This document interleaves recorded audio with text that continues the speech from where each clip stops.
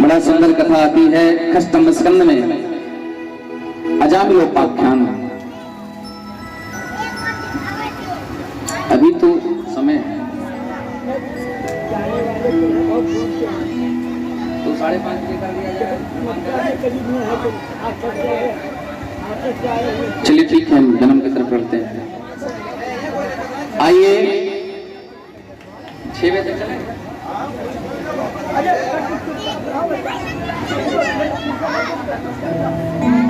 Decide कर लीजिए सब लोग क्या कह रहे हैं। कुछ कोई और कह रहा है, कुछ और कुछ कह रहे हैं।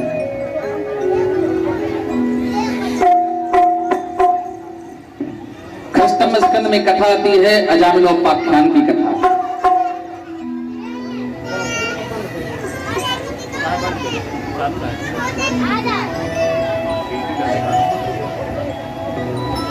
आप लोग अगर बोल चुके हो तो हम बोले।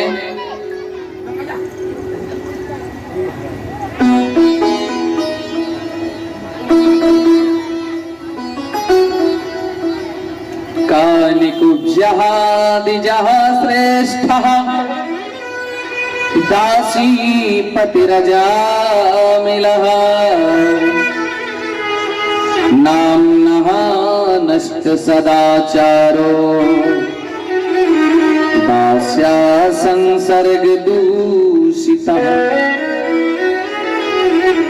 कन्नौज में एक ब्राह्मण रहता था, जिस ब्राह्मण का नाम है अजामिल। अजामिल शब्द सिकोवर्थ। अजामिल शब्द का क्या अर्थ है?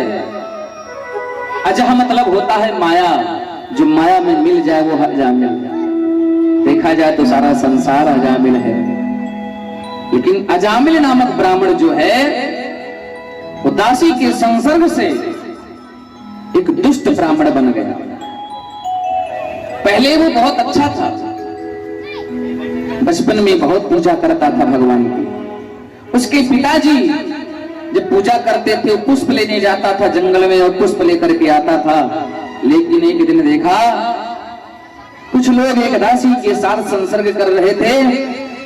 उस मनोदशा को देख करके अजामिल की मनोबुद्धि बिगड़ गई और उसी दासी को अपने घर में ले आया, उसी को अपनी पत्नी बना लिया।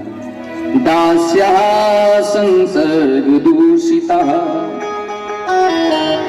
अब वो दासी के संग जब वो संसर्ग कर लेता है तो उसकी बुद्धि भी बंद हो जाती है। वो ब्राह्मण होते हुए भी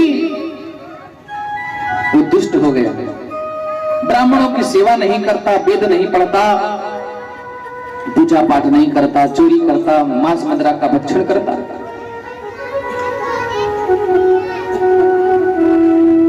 नशे में रहता हर समय। नशा बहुत बड़ी बेकार चीज है। अरे नशा हो तो भक्ति का नशा हो। क्यों? परोपकार का नशा हो, दान का नशा हो, अच्छी बात होती है। आजकल तो लोग गुटखा ज्यादा खाते हैं, दारू पीते हैं, बीड़ी ज्यादा पीते हैं। ऐसे तो छोड़ दिया हरपाल जी। देखिए आज बड़ी सुंदर बात है कि जजमान बने परीक्षित, और जिस तरह से परीक्षित होना चाहिए उस तरह से इन्होंने पालन किया है। इन्होंने प्रथम दिन की बात मैंने देखा, द्वितीय दिन की वेला में इन्होंने त्याग दिया कि मैंने बीड़ी छोड़ दिया। त्याग यही होता है, होना चाहिए। ये सब क्या है? अरे हमसे नहीं है, हम इससे हैं। हम चाहेंगे वो होगा। अरे ये मन जो भी चाहे वो करे। अरे भाई हर व्यक्ति की आंखें चाहती हैं अच्छी चीजें देखें, कान चाहता है अच्छी चीजें सुने, हाथ चाहता है बड़ा सुंदर मुलायम चीजें हमको स्पर्श करने को मिले, गद्दा पे में बैठे सोए। जरूरी नहीं हर चीज मिलेगा ही मिलेगा। क्यों? इंद्रियां चाहे वो हम नहीं कर सकते, उसको हम करने लगे तो फिर हम व्यक्ति नहीं रह गए, हम तो उसके वशीभूत हो गए।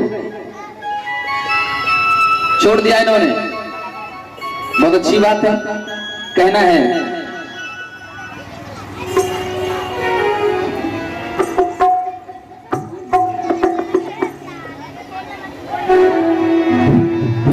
नशा न करना मान लो कहना, नशा न करना मान लो कहना, प्यार भैया बहना होगी बड़ी खराबी, होगी बड़ी खराबी। नशा न करना मान लो कहना,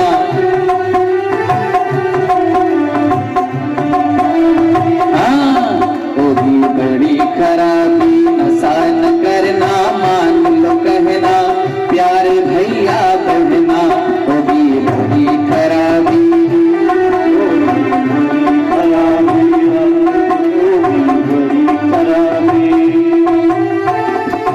दारू न पीना भैया मारे फिरोगे तुम बाजार में, तुम बाजार में। दारू न पीना भैया मारे फिरोगे तुम बाजार में, तुम बाजार में। दारू पीने के बाद दशा क्या होती है? बाजार में पड़े हैं, घर से सब्जी लाने गए हैं, पत्नी ने कहा सब्जी ले आओ, और सब्जी लेने गए, वही दारू पी के पड़े हैं। सब्जी कोई ले गया, हाथ की घड़ी कोई ले गया, फोन कोई ले गया, साइकिल कोई ले गया। घर पर बीवी बच्चे परेशान हैं, सब्जी लाएंगे स्वामी जी तो खाएंगे।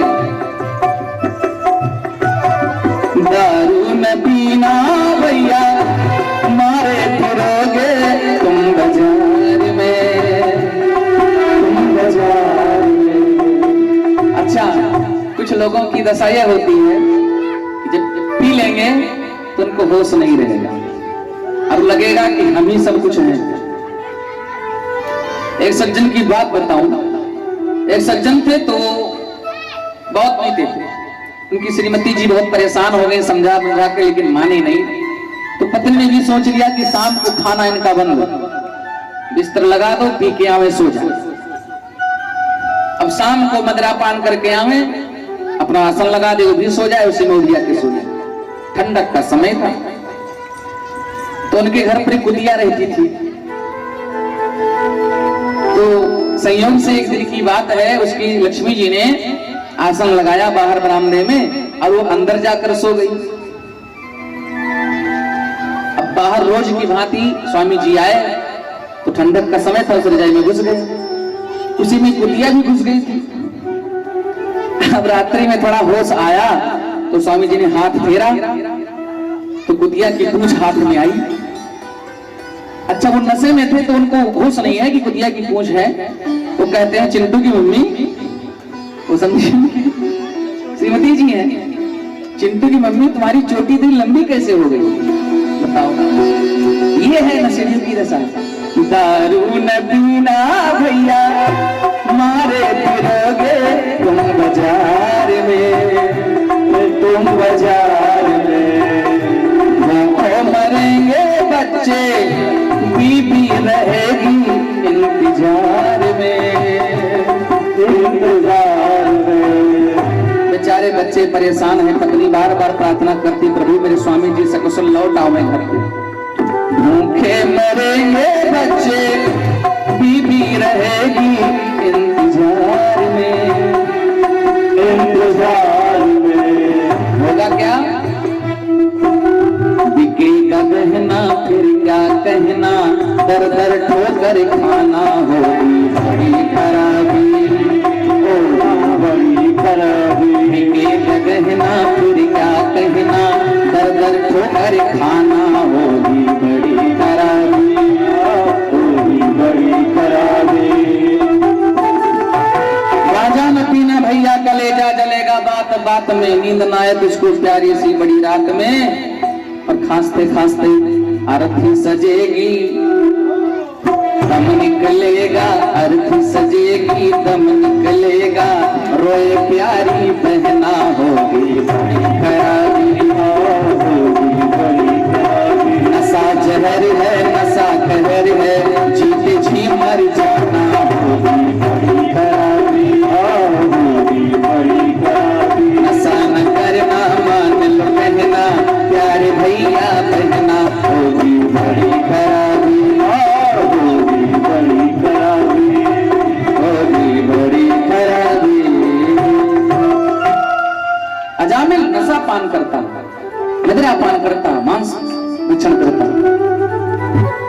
दिन उसके गांव में संत आ गए। अच्छा, संत आ जाए गांव में फिर पूछो ना क्या पूछो। संत आ जाए तो कहा गया है कुछ ऐसी चीजें हैं उसको बसंत बताया गया है।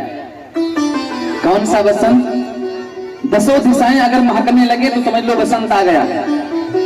महके लगे दिगंत तो समझो बसंत है,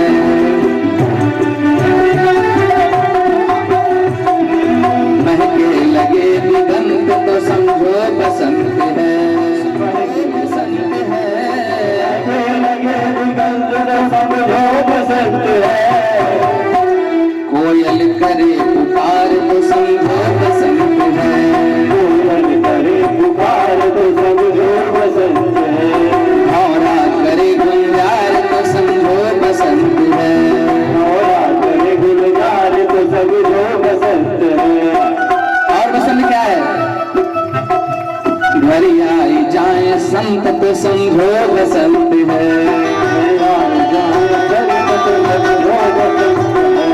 सूझे न आदि अंत तो समझो बसंत है, सूझे न आदि अंत तो समझो बसंत है, वैसे चाहे जवन महीना हुए भला, वैसे चाहे जवन महीना हुए भला, घर आई जाए कंठ तो समझो बसंत है, आई जाए संत तो समझो बसंत है, घर आई जाए कंठ तो समझो बसंत है, घर आई जाए कंठ तो समझो बसंत है। और बसंत है ससुराल में जाओ, साले सालियां जब जीजा जीजा कह के गालियां देते हैं, समय नहीं है राम जी का विवाह सुनाते आपको कितनी गालियां राम जी को मिलती थी। तो जब वहां जीजा जी को गालियां मिलती है तो उसमें जीजा जी को बसंत ही दिखाई पड़ता है। चाहे इतना गाली दे दें ससुराल वाले कभी नाराज नहीं होंगे। अब यहाँ कोई दे दे अभी देखो लड़ जाएंगे। तो ससुराल मासाली हंस हंस करे मजाक, ससुराल मासाली हंस हंस करे मजाक, सरहज जो मुस्कुराए तो समझो बसंत है, मुस्कुराए तो समझो बसंत है, घर आए जाए संत तो समझो बसंत है, घर आए जाए संत तो समझो बसंत है।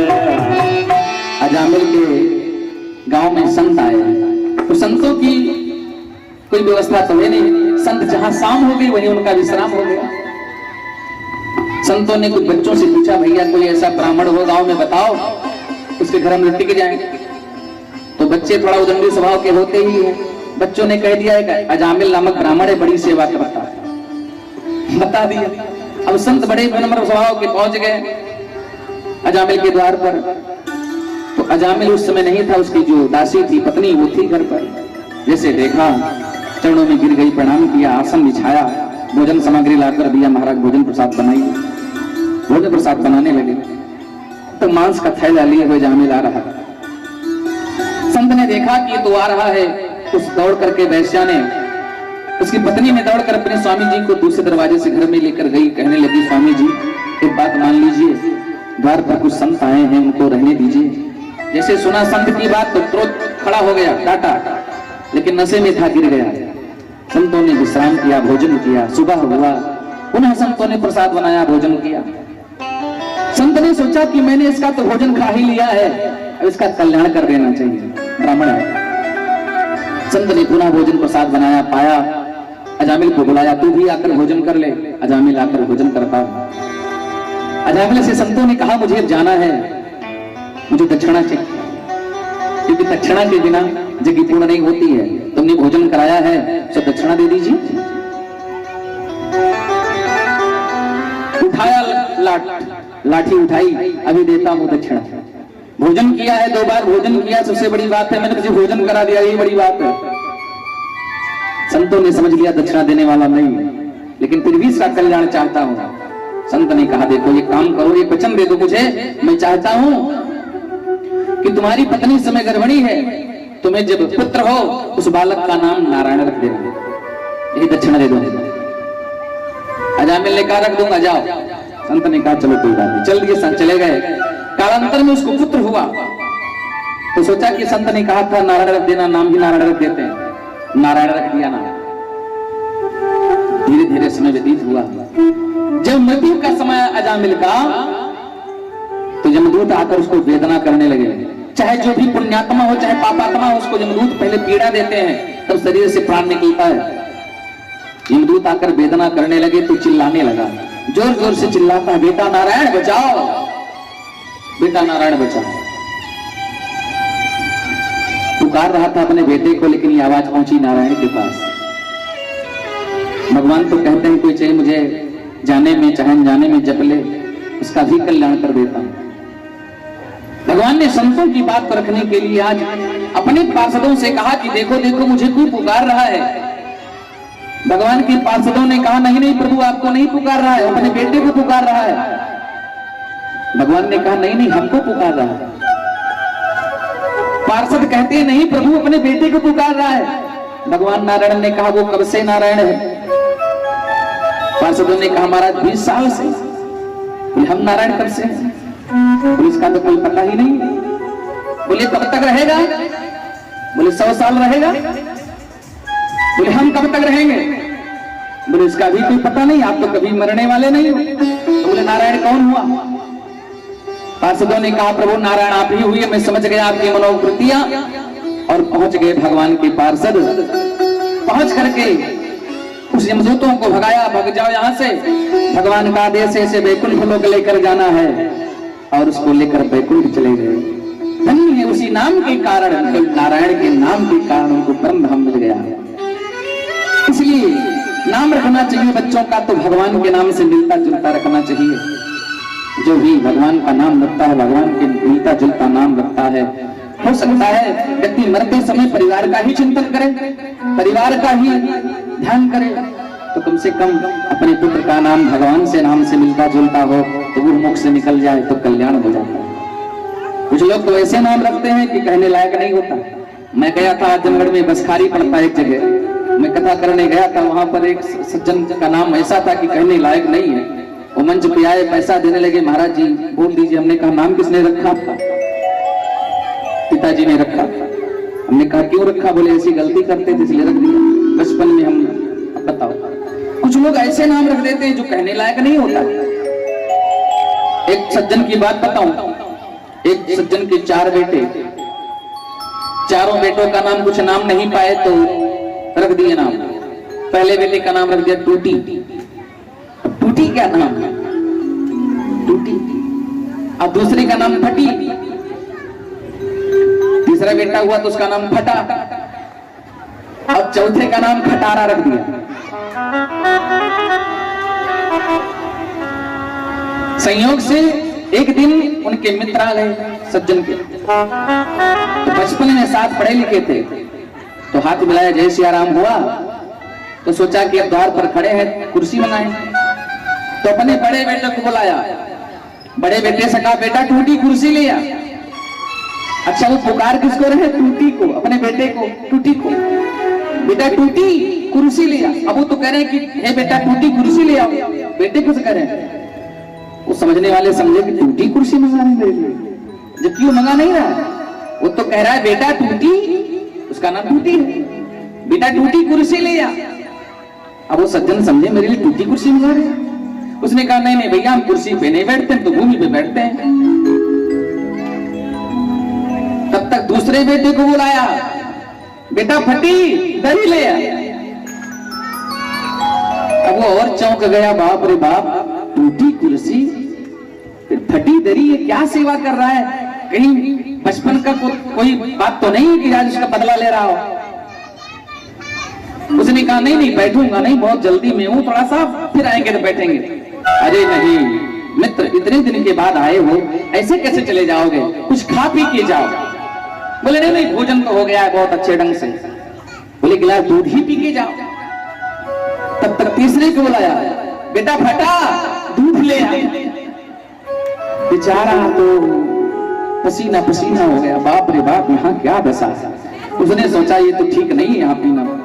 बोले नहीं नहीं भैया थोड़ा जल्दी में है, दूध पीकर रास्ता नहीं चलना चाहिए, दिक्कत होता है, और अब मुझे जाना भी है, बहुत दूर है, और स्कूल का समय है, अभी विलंब हो जाएगा, 10 मिनट का समय मेरे पास, पैदल जाना है।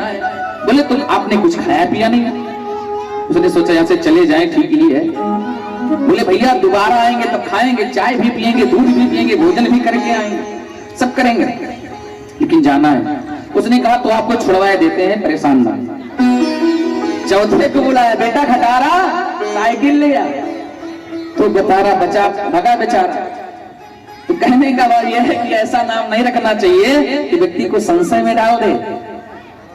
नाम रखो तो परमात्मा के नाम से नाम रखो।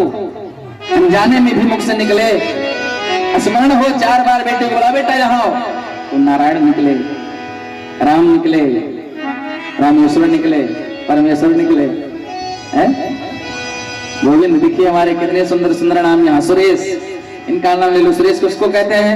भगवान विष्णु को कहा गया, इंद्र को कहा गया। गोविंदनाथ देखिए स्वयं भगवान नारायण। ऋतुराज, मेरा भी नाम हरिश्चंद्र है। तो नाम परमात्मा से ही मिलता जुलता होना चाहिए, कल्याण कर देता है। बोलिए सच्चिदानंद भगवान की जय। कथा आगे बढ़ती है 10वें स्कंद में। कथितो वंश विस्तारो, वैसे 9वें स्कंद में राम कथा भी आती है, लेकिन समय के अभाव में हम कथा नहीं कह पा रहे राम जी की। देखते हैं ठाकुर जी की इच्छा हुई तो फिर पुनः कभी। लेकिन आइए हम भगवान जन्म की तरफ चलते हैं, क्योंकि 5 बज कुछ मिनट हो रहे हैं, 20 मिनट हो रहे हैं।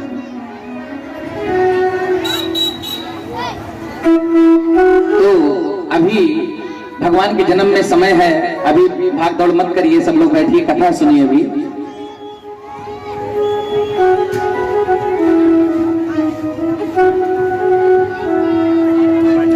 कथितो वंश विस्तारो भवतः सोम सूर्यो राज्ञां चोभय वंश्यानां चरितं परमाद्भुतम्। श्री शुक्राचार्य जी महाराज परीक्षित को चंद्रवंश की पावन कथा सुनाते हैं। उसके बाद सूर्यवंश की कथा सुनाने के पश्चात चंद्रवंश में प्रवेश करते हैं। एक राजा है जिसका नाम है आहुक। महाराज यदुवंश में हुए आहुक और आहुक के हुए पुत्र देवक और उग्रसेन। तो महाराज देवक के देव की 8 पुत्रियां हैं और महाराज उग्रसेन के 4 पुत्र हैं, जिसमें सबसे छोटे पुत्र का नाम है कंस। कंस की माता का नाम है पवन रेखा। महाराज उग्रसेन की पत्नी है पवन रेखा। एक बार पवन रेखा अपनी सहेलियों के साथ वन विहार करने के लिए घूमने चली गईं। वहां पर एक दुर्बलिक नामक राक्षस आकर के और महाराज उग्रसेन के रूप में वेश बदल करके पवन रेखा के साथ विश्वासघात किया। जब माता पवन रेखा को पता चला कि ये राक्षस है, इसने मेरे साथ संसर्ग किया है, तो क्रोध में आकर के श्राप देना चाहा उस दुर्बल राक्षस को। दुर्बलिक राक्षस तुरंत आकर के कहता है, हे देवी मुझे श्राप मत देना, तुम्हारे उदर से जो जन्म लेगा वो त्रिलोक की विजेता होगा, वो दैत्यों का सम्राट होगा, स्वर्ग पर अधिपत्य पाने वाला होगा, त्रिलोक विजेता होगा। ऐसा कह करके वहां से विदा किया। उसी पवन रेखा के द्वारा कंस की उत्पत्ति हुई। कंस के जन्म उपरांत अनेक प्रकार के अपशकुन होने लगे। धीरे धीरे कंस बड़ा हुआ तो दुष्ट तरह सा उसका कार्यशैली है, बच्चों को मारना पीटना, बचपन में भी उदंडता करना, धीरे धीरे बड़ा हो गया। तो जब युवा अवस्था में आया तो मंत्रियों को साथ में रख करके अपने ही पिता उग्रसेन को कारागार में डाल देता है और उसकी बुद्धि ये थी कि किसी भी संतों की सेवा न करता, संतों को मारता पीटता, ब्राह्मणों की पूजा न होने देता, भगवान की पूजा न करने देता, वेदों ग्रंथों को जलाता, अधर्म करना शुरू कर दिया। पृथ्वी परेशान हो गई। पृथ्वी सब कुछ सह लेती है लेकिन ब्राह्मणों का अपमान, वेदों का जलना, धर्म का अधर्म करना नहीं सह सकती। जब जब धर्म की हानि होती है तब तक भगवान अवतार लेते हैं। यदा यदा हि धर्मस्य ग्लानिर्भवति भारत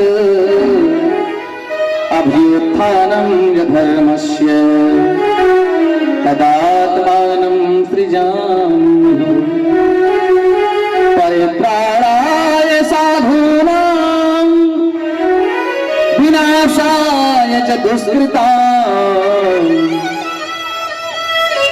भगवान साधुओं के परित्राण के लिए और दुष्टों के विनाश के लिए, धर्म की स्थापना हेतु तो भगवान अवतार लेते हैं। बाहे खल बहु चोर जुआरा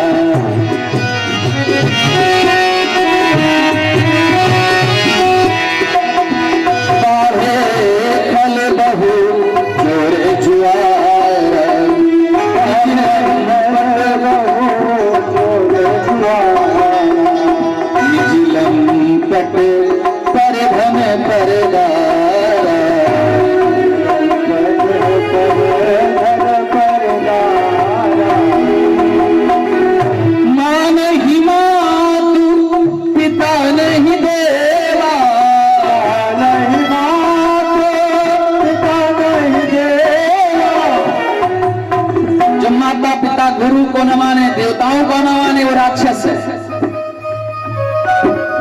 जो माता का अपमान करे, पिता का अपमान करे, पिता से बराबर बात करे, वो राक्षस की श्रेणी में आता है।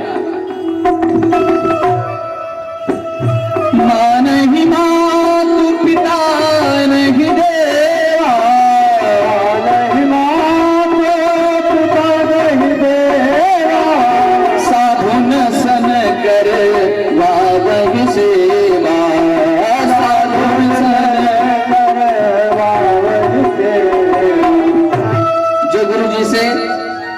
साधुओं से कहे कि ये थोड़ा काम कर दो। कुछ लोग होते हैं ना, लेटे होते हैं, थोड़ा महाराज जी ये कर दीजिए, कुछ ना नहीं चाहते हैं, ये भी राक्षस की योनि में आते हैं। मां नहीं मातु पिता नहीं देवा, साधु न सन करवा वही से।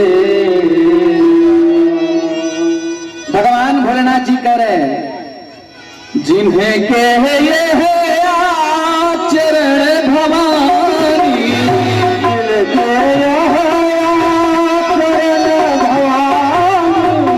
जिनके है आचरण भवानी,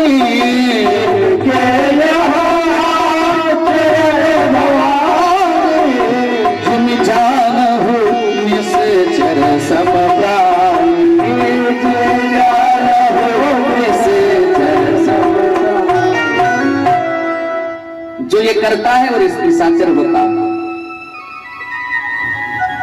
काम ही कंस का सबको परेशान करना, सब परेशान। भयाक्रांत होकर पृथ्वी माता ब्रह्मा जी के पास गई। त्राहि मां शरणागतम ब्रह्मन् देवाय नमस्तुभ्यं दयानिधे। ब्रह्मा जी के पास पृथ्वी कहती है कि इस कंस के पापाचार अत्याचार से मैं त्रस्त हो गई हूं, मेरा कल्याण करो। कल्याण करो मेरे भगवन, दया दिखाओ हम पर भी कल्याण करो मेरे भगवन, बस दया दिखाओ हम पर भी कल्याण करो मेरे भगवन। सब देवताओं ने भगवान को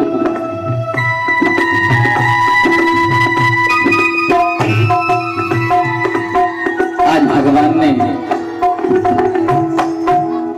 जब सुना देवताओं की गगनवाणी को, गगनवाणी में सभी देवता भगवान की स्तुति करते हैं। कृपा करो कृपा करो हम पे श्याम सुंदर, हे भक्त वत्सल कहान वाले, श्याम सुंदर, हे भक्त वत्सल कहान वाले,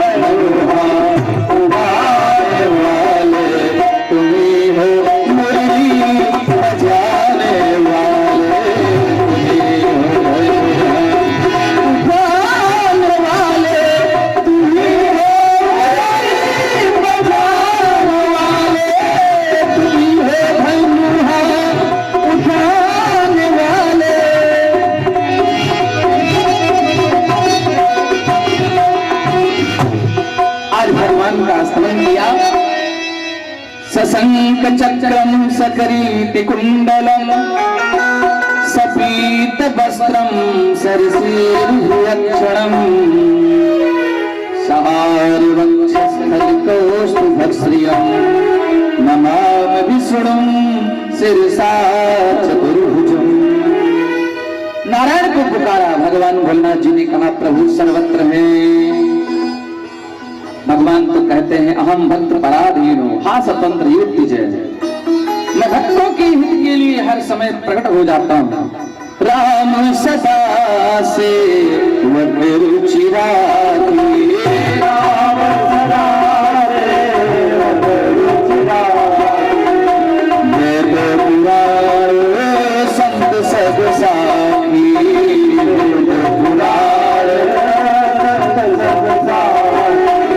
सोने वाले भगतन हित लागी,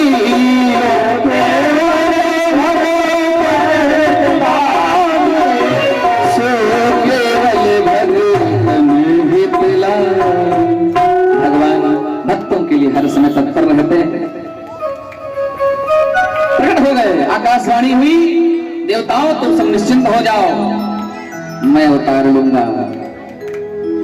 कश्यपति ने तपस्या किया था, मैंने 3 बार जन्म लेने के लिए उनको वचन दिया था। वचन देता हूं वसुदेव की पत्नी देवकी के गर्भ से मैं जन्म लूंगा और सबका कल्याण होगा। सभी देवता अपने अपने स्थान विराजमान हुए। इधर कंस ने देखा कि मेरी बहन देवकी विवाह योग्य हो गई है, विवाह करना चाहा। सोचा अगर बहन का विवाह अच्छे ढंग से करवा देंगे तो लोग हमारा सम्मान करेंगे, लोग कहेंगे बहुत अच्छा भाई है। तो अपना सम्मान प्राप्ति करने के लिए सोचा विवाह कराएं। तो कहां कराया? जहां पर उसकी 7 बहनों का विवाह हुआ था उसी के साथ देवकी का भी विवाह कराया, वसुदेव के साथ। सूर्यसेन वसुदेव के साथ, सूर्यसेन के पुत्र वसुदेव के साथ विवाह किया और विवाह संपन्न हुआ। उसके बाद लेकर चले तो कंस स्वयं पालकी को हाँक रहा है, रथ को स्वयं हाँक रहा है। पीछे दूल्हा सरकार वसुदेव जी और देवकी मैया विराजमान लेके जा रहा था। आकाश मार्ग में लेकर के उड़ रहा था। तब तक देवताओं ने आकाशवाणी कर दिया, अरे कंस, तू इतना हर्षोल्लास के साथ इस बहन को लिए जा रहा है, उसी की 8वीं संतान से तुम्हारी मृत्यु होगी, तुम्हारा उपकाल होगा। अब कंस जो है ना क्षणिक बुद्धि है। कंस ने सोचा कि इसके गर्भ से मेरा मरण होगा, इसलिए इसको ही मार देता हूं। ना रहेगा आवाज, ना बजेगी बांसुरी, बहन ही नहीं रहेगी तो भांजा कहां से होगा। अस्त्र उठाया, बंद कर देना चाहा। वसुदेव ने देखा है कि मेरी पत्नी है, अभी कुछ ही क्षणों पहले मेरी इसके साथ विवाह हुआ, पाणी ग्रहण हुआ है, मैंने वचन दिया है साथ रहने का और मैं इसकी रक्षा नहीं कर पा रहा। वसुदेव जी पहुंच गए, अपने चतुराई के द्वारा पहुंचे और कहा कि भोजराज कंस, इस समय तुम्हारी बहन है, वधू है और ये विवाह मंडप से निकली है, अगर तुम इसका वध करोगे तो अपमानित हो जाओगे, तुम्हारा अपजस फैलेगा। इसलिए हे भोजराज कंस, इस बहन को तुम कभी छोड़ दो।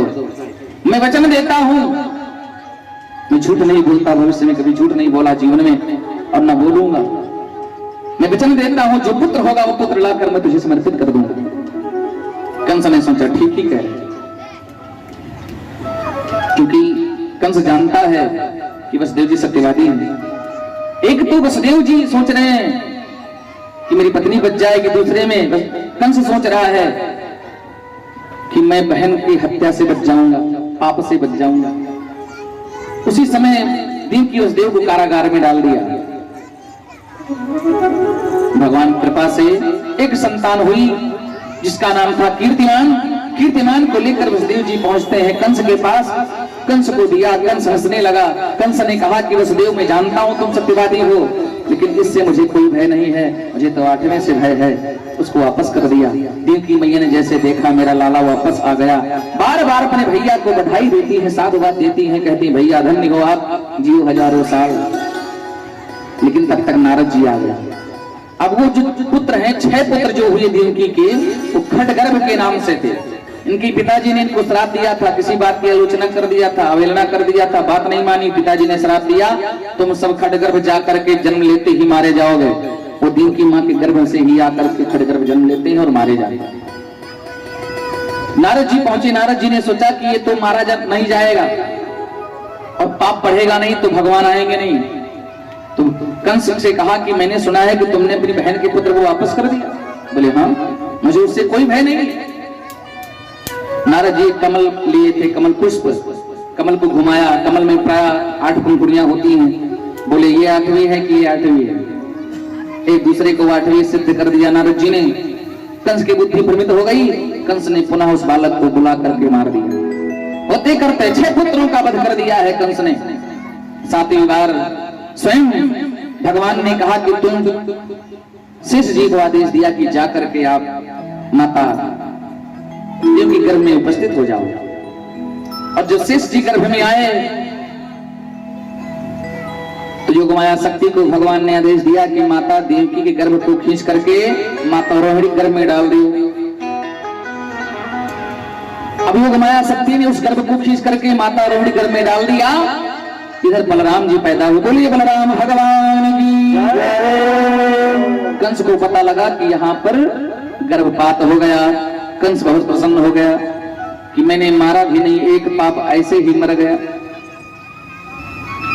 अब 8वीं बार स्वयं भगवान साक्षात नारायण योगमाया शक्ति को आदेश देते हैं कि आप जाकर के यशोदा के यहाँ पुत्री के रूप में उतार लो और मैं देवकी के गर्भ में आकर उतार लूंगा। आज भगवान स्वयं देवकी माँ के गर्भ में आते हैं। देवकी जानते ही कौन है? देवकी वही त्रेतायुग की कैकेयी है।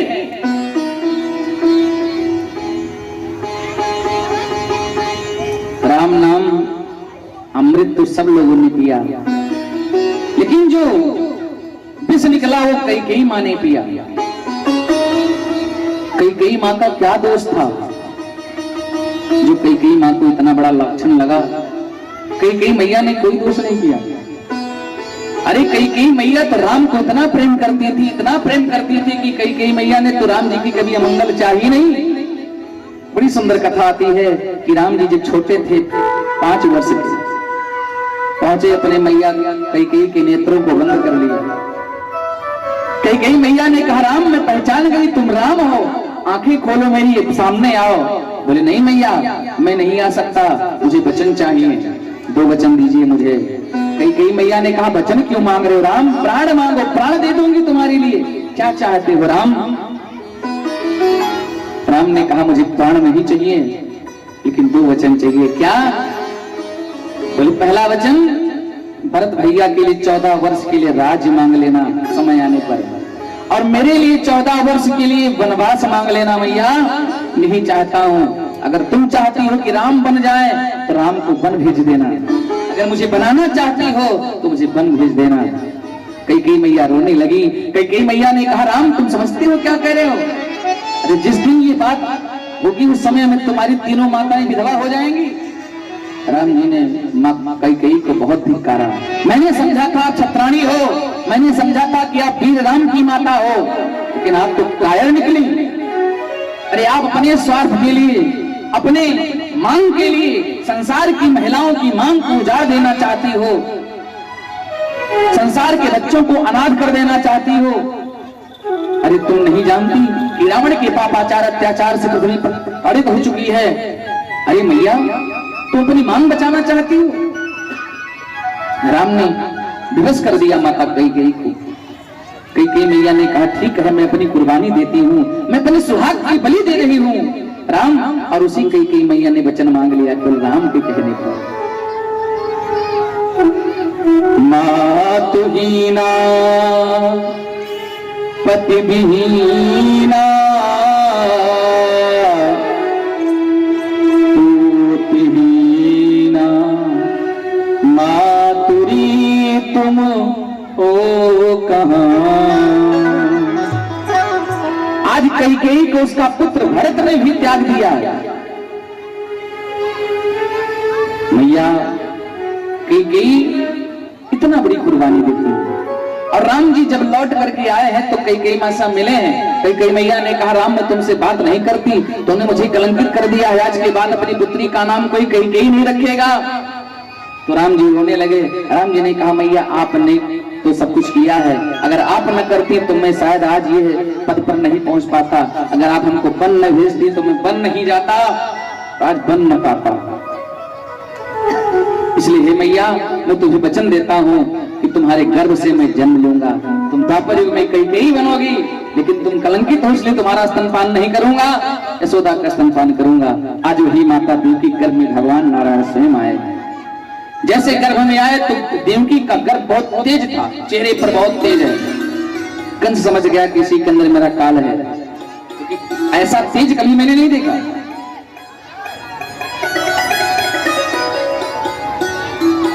कंस बेड़ी लगवा दिया, हथकड़ी लगवा दिया, पहरेदार लगवा दिए, 7 दरवाजे के अंदर बंद कर दिया देवकी उस देव को। और भगवान नारायण गर्भ में आए। सारे देवता आकाश मार्ग से स्वागत करते हैं। आइए हम लोग भी स्वागत करें भगवान नारायण का, सब लोग प्रेम से गाते हुए। स्वागतम कृष्ण शरणागतम पाहि, स्वागतम कृष्ण शरणागतम पाहि। सब लोग ताली बजाते हुए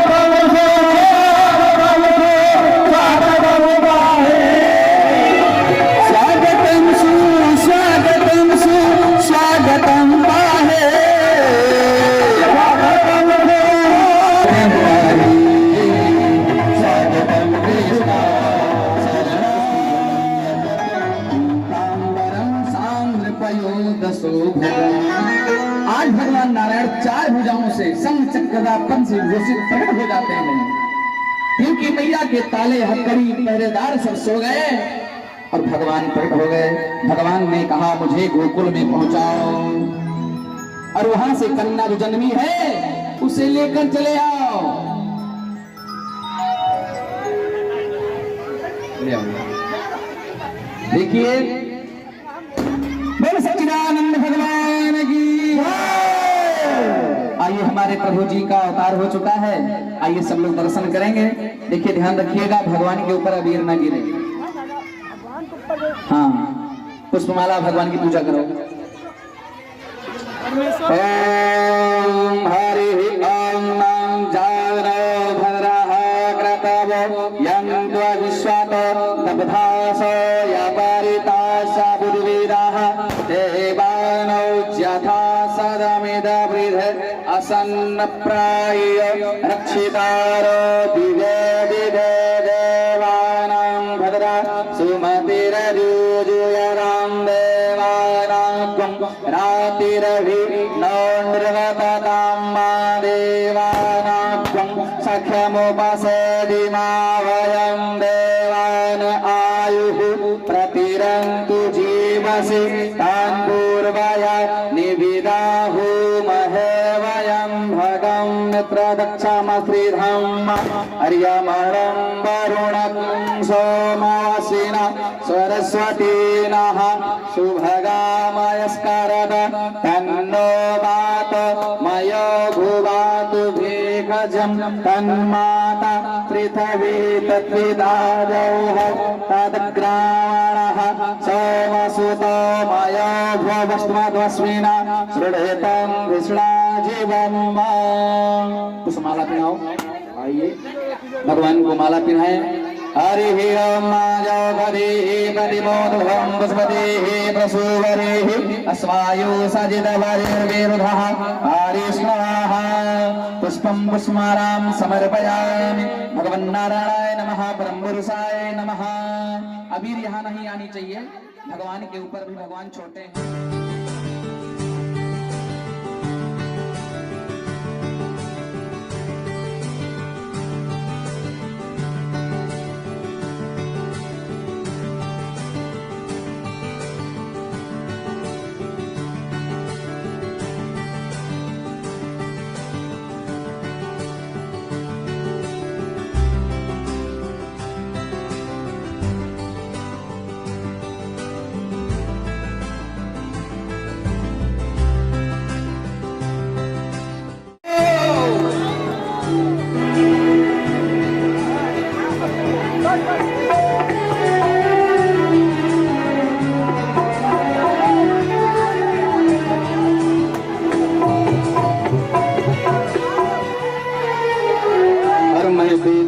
सुनी आयो और मैं पुराणन में सुनी आयो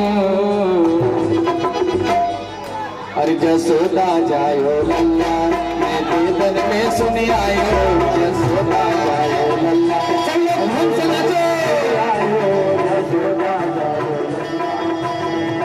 मैं वेदन में सुनी आयो मैं पुराणन में सुनी आयो मैं वेदन में सुनी आयो मैं पुराणन में सुनी आयो जसोदा वेदन में सुनी आयो जसोदा जायो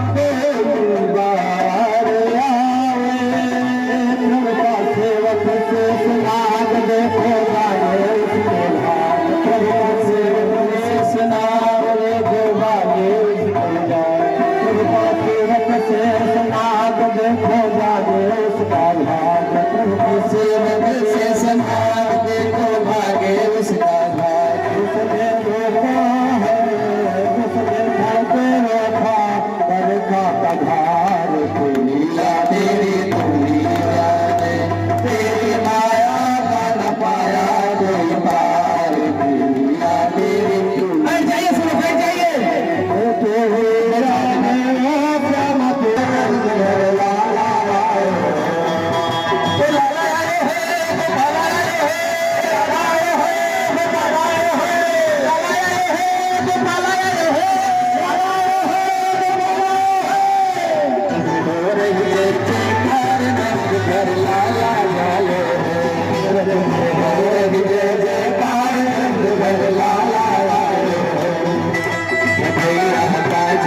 आंगने में कन्हैया बाजे, आंगने में कन्हैया बाजे, आंगने में।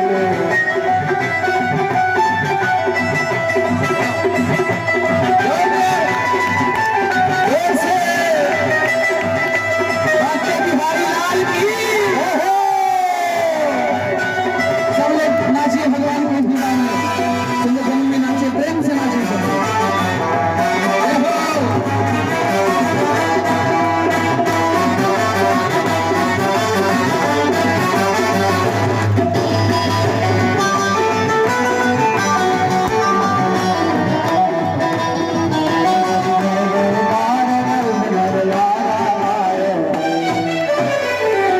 आप लोग झूम के नाचिए, ये भगवान की जन्म की नाच है। और इसमें देखिए जो नाचना है तो खड़े रहे, जो नहीं नाचना है तो बैठ जाइए सब लोग। और मैं कह रहा हूँ कि भगवान के इस जन्म में सब लोग खूब से नाचिए। और मुकुट सिर मोरिका, मुकुट सिर मोरिका, मेरे चित चोरिका, मेरे चित चोरिका, नैना नैना नैना नैना नैना नैना सरकार के, ये है कतार के, नैना सरकार के, ये है कतार के।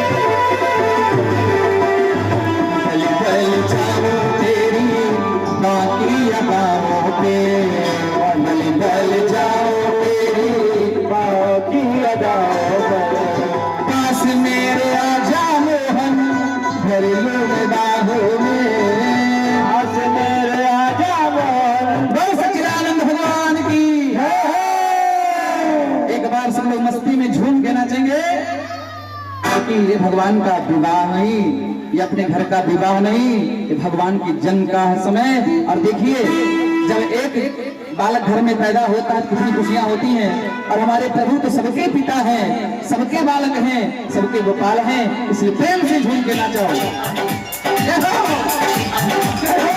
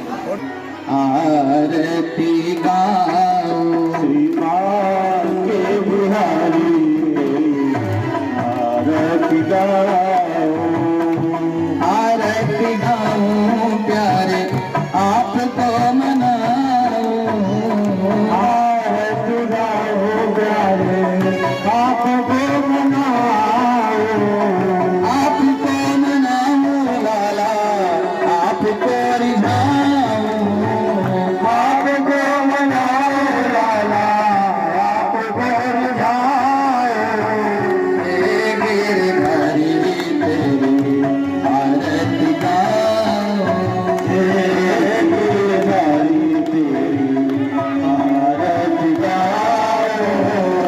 कनक सिंहासन राजत जोरी कनक सिंहासन राजत जोरी नंदी के नंदन वेश मान किशोरी नंदन नंदन भावन सोरी जुगल छवि का दर्शन पाओ भगवान छवि का दर्शन पाओ बाके बिहारी तेरी आरती गाओ बात बिहारी तेरी आरती गाओ मोर मुकुट प्यारे शीश पे सोहे मोर मुकुट प्यारे शीश पे सोहे प्यारी मुरली मुनि मन मोहे प्यारे मुरली मन मन मोहे देख छटा छवि बलि बल जाओ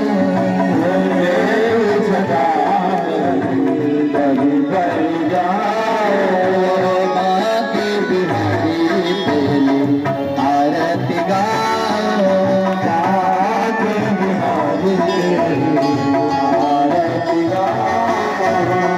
श्री हरिदास के प्यारे प्रभु हो श्री हरिदास प्यारे प्रभु मेरे मोहन जीवन धन हो मेरे मोहन जीवन धन बाकी छटा के बल बल जाओ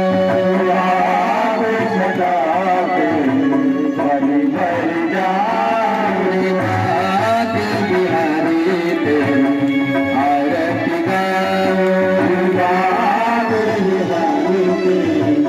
आरती गाओ चरणों से निकली है भक्ति प्यारे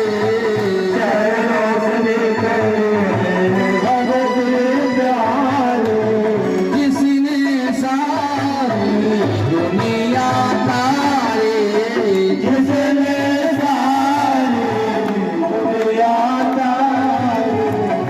एक छटा में सदा निहारो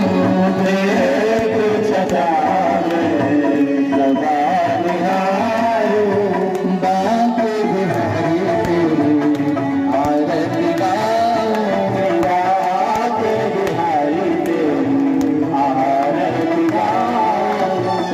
दास अनाथ के नाथ आप हो दास अनाथ के नाथ आप हो सुख दुख जीवन प्यारे साथ आप हो सुख दुख जीवन प्यारे साथ आप हो मैं भी प्रभु तेरा दास कहाओ मैं भी प्रभु तेरा दास कहा श्री बाके बिहारी तेरी आरती गाओ बाके बिहारी तेरी आरती गाओ जो प्यारे श्याम जी की आरती गावे प्यारे श्याम जी की